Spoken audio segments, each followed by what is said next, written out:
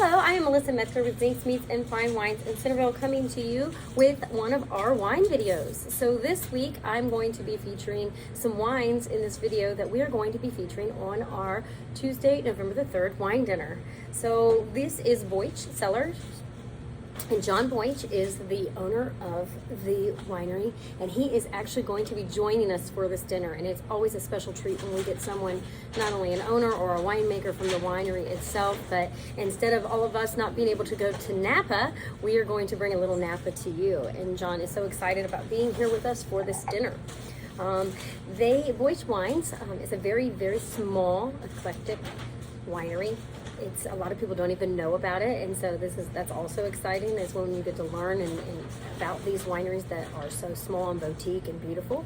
What they do is they take small quantities of single vineyard destination wines, and so these wines are from some of the most iconic wine vineyards in the Napa Valley. Some of them are from Beckstoffer. So the wines that he makes for this year is the Missouri Hopper, which some of you know a little bit about Missouri Hopper, George III, the To Kalon Vineyard.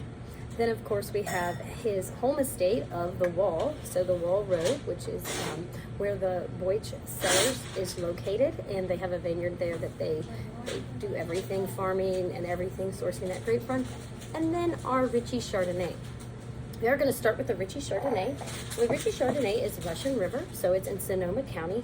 And it is just beautiful with this nice stone fruit. There's citrus, there's some lemon to it. It has a lot of very well-roundedness in the finish and in the oakness that you can taste. It's not so oaky that it's buttery, but it's oaky enough that it's nice and full and rounded.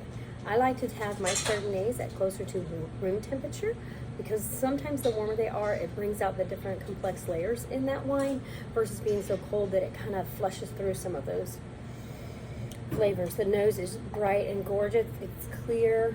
It's got a little bit of legs on it. It's got a carameliness to it and smell to it as well. That is beautiful stone fruit, toasty, nice richness, gorgeous Chardonnay right there. We are going to be having that with our salad course.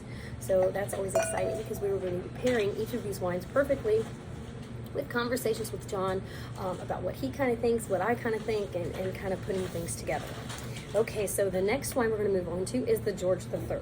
So the George III, portions of this property was planted by Mrs. Thomas Rutherford herself.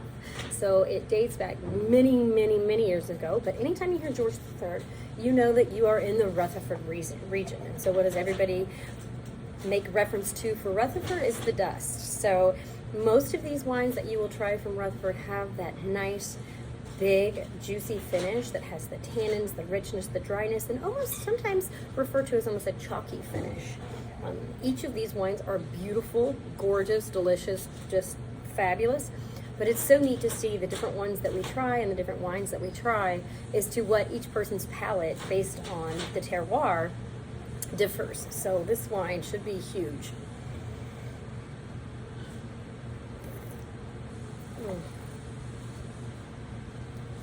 It is the 2017. There's a lot of black cherry in there. There's some toasted oat, a little bit of sweet tobacco going on. It's a nice, beautiful bouquet. Normally I would be spitting these wines, because that is the proper way to taste wines when you're tasting wines. However, I am not spitting out any of these wines because they are all way too fabulous for me to waste. So moving on to the next one. So the next one we're going to do is the Missouri Hopper. So the Missouri Hopper was purchased by Charles Hopper years ago, and then in 1977 he gave it to his daughter, called Missouri. So that's how the vineyard got called Missouri Hopper. So let me find which one that is. That was George III. Okay, here we go. So this one is in Oakville Aviation. So those that know a little bit about the Oakville Aviation, Oakville has a really, really nice terroir soil. There is some gravel in there, but it is just so beautifully rich, and that it has a really good tendency to produce that wine that is very elegant, very complex. It's still dry, but it more has that velvety, silky-like finish to it, and that is just what the terroir, tasting notes for the terroir, or characteristics of the terroir that you will find. This wine. Baked cherry mocha and cigar box, layered and structured to perfection. 94 points on this wine. Oh, the nose is big on this wine. It's got a beautiful bouquet, a little bit of violet going on. Just absolutely outstanding nose.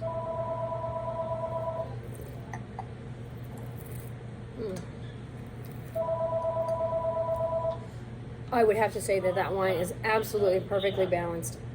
It is actually a little bigger than I thought it was going to be, because it's your juicy mouth feel all through the middle palate. There's big structured tannins on the front, and then the finish is an Oakville finish. It is absolutely perfectly velvety, structured finish. It's fabulous wine.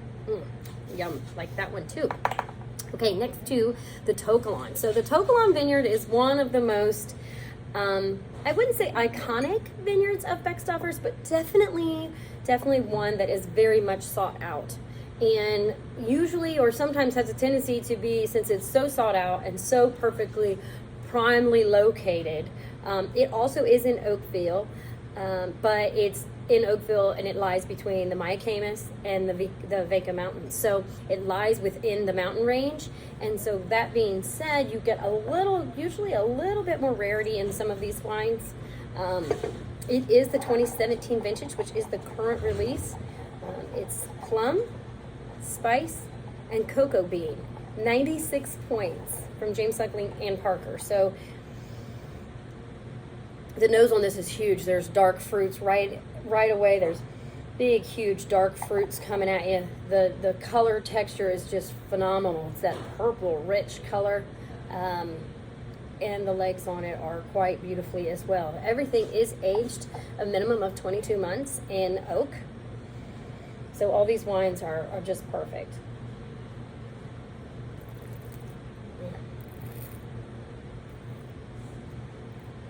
So that is definitely for your big, huge cab lover. That wine is so far the biggest of them. It is dry, it is rich, the finish is very, very dry, which is fabulous for depending on what you're having. This will most likely go with our main steak course because it will help balance out that just perfectly. Absolutely delicious. Okay, now to their home estate. So the home estate is at their 2016 vintage. So this is the only one that's going to be the 2016 vintage at our dinner.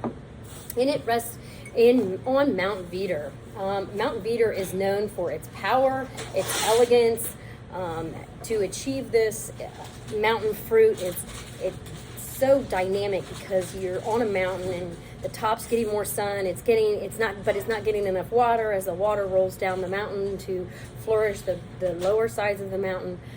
So these wines. Oh, and again, it also sits right there on the San Pablo Bay. So the moisture and the air and the breeze that comes through, it actually produces very, very little amounts of fruit. So at their home estate, they don't get to produce a lot of the Wall Road, which is the most rare of their collection, because the fruits, the bunches, there's so few and they're so concentrated and so rich that they just don't have a lot of availability to produce. So this is made of 90% Cab and 10% Cab Franc, so that's exciting as well. So that might add just a little bit more dimension to the wine as well. So this did get, again, 96 points with this one as well. Whew, it's a big, huge, beautiful nose. Rich in tannins, absolutely gorgeous in the glass.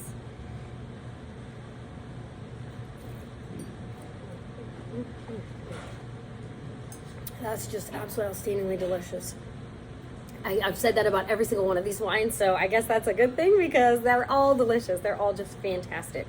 And it will be so wonderful to see which one is your favorite, which one you think fits your palate the best, which one, because I myself, I'm going to eat this when I have salad or when I have a nice appetizer with salmon or something like that. This last one I'm going to eat with a big old steak, and either one of the last two, the other two, I might just sit down and have a glass of and not need any food with it. So it's so unique and wonderful to be able to do this. And I think Dayton needs to show John some support because he has come to Columbus and Cincinnati, and we need to show him that Dayton can do it just as good as anybody else. Again, this is November the 3rd You are going to need tickets. There are limited seating and limited tickets, but now that most everything is pretty much open back up and everything has been going so successfully, we will be so excited to see you on November the 3rd. Thanks. Cheers.